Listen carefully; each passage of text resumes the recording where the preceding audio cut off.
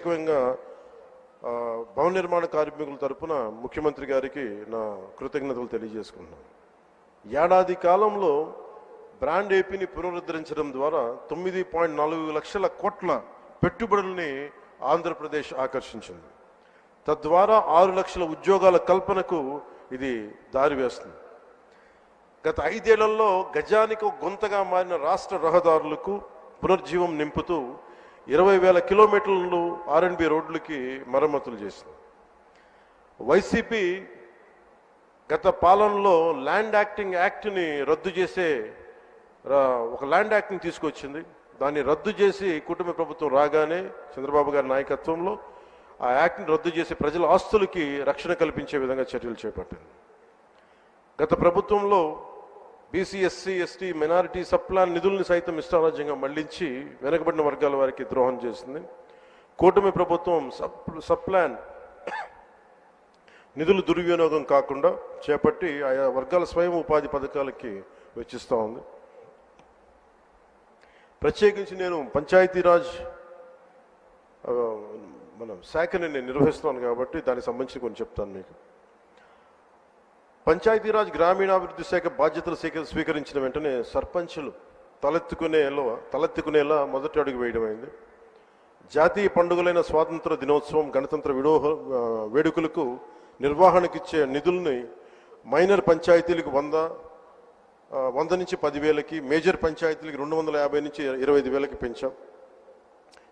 గ్రామాన స్వాతంత్ర గణ దినోత్సవ వేడుకలను ఘనంగా నిర్వహించుకునే అవకాశం కల్పించి ఆత్మగౌరవాన్ని కాపాడాం.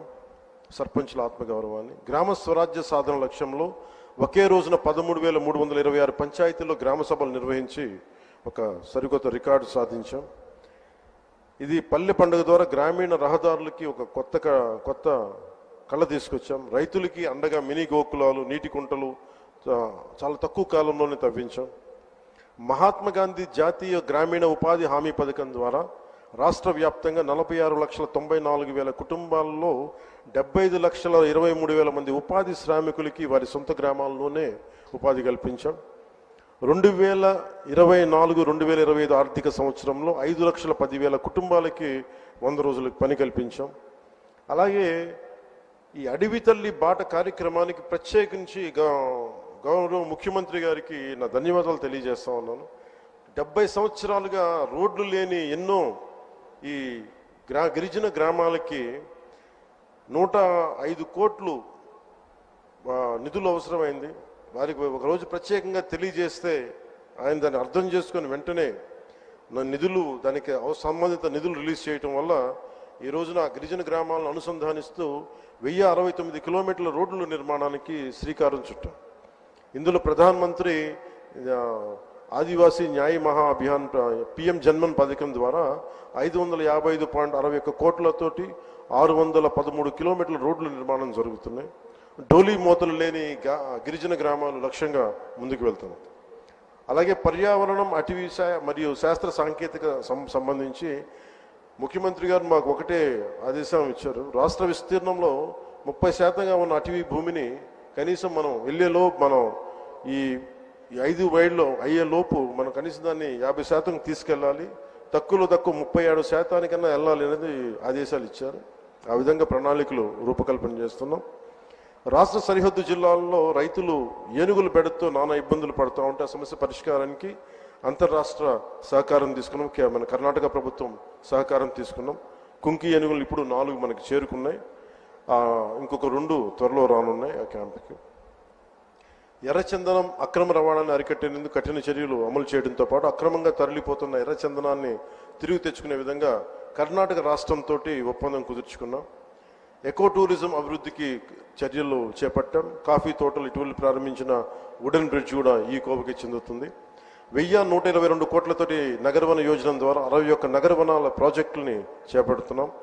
85.63 లక్షల ద్వారా ఎకో టూరిజాన్ని అభివృద్ధి చేస్తూ రాష్ట్రంలో 48 కమ్యూనిటీ బేస్డ్ ఎకో టూరిజం కేంద్రాలని వన సమితుల ద్వారా నిర్వహించబడుతున్నాయి.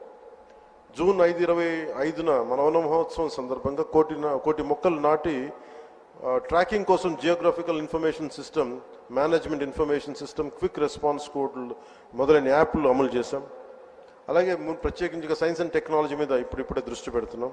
విద్యార్థులకి ప్రోత్సాహకాలు అందించే విధంగా అడుగులు వేస్తున్నాం. అలాగే నేను రిప్రజెంట్ చేసే పిఠాపురం నియోజకవర్గ ప్రజలకు ఇచ్చిన మాట మేరకు అభివృద్ధి కార్యక్రమాలు చాలా బలంగా చేపట్టాం. 388 కోట్లకు పైగా అభివృద్ధి పనులను చేపట్టాం. వచ్చే 4 ఏళ్లలో గౌరవ ప్రధానమంత్రి శ్రీ నరేంద్ర మోదీ గారి సహకారంతో, ముఖ్యమంత్రి వర్యులు శ్రీ చంద్రబాబు నాయుడు గారి సహకారంతో రాష్ట్రం మరింత ప్రగతి సాధిస్తుందని ప్రజలకి హామీ ఇస్తున్నాం. ఈ సందర్భంగా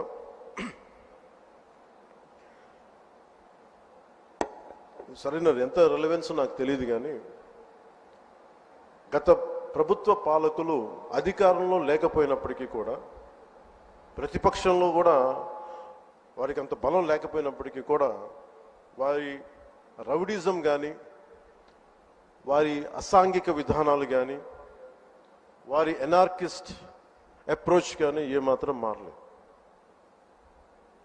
ఇది చాలా ప్రతి ఒక్కరికి కూడా చాలా లోపలగా తరిచి చూడాల్సిన అంశం. ఇది వారికి ఎవ్వరికీ కూడా ప్రజాస్వామ్య విధానాల మీద ఏమాత్రం గౌరవం లేదు. పోలీస్ అధికారులు వాళ్ళు తప్పులు చేసే పోలీస్ అధికారులు వాళ్ళని అరెస్ట్ చేసి నిలువరిస్తే మటుకు మేము వెంటాడతాం, will hunt you no matter where you are, మీరు ఎక్కడ విదేశాల్లో ఉన్నా వెంటాడతామనే ఈ స్టేట్మెంట్స్ చాలా ఇబ్బంది.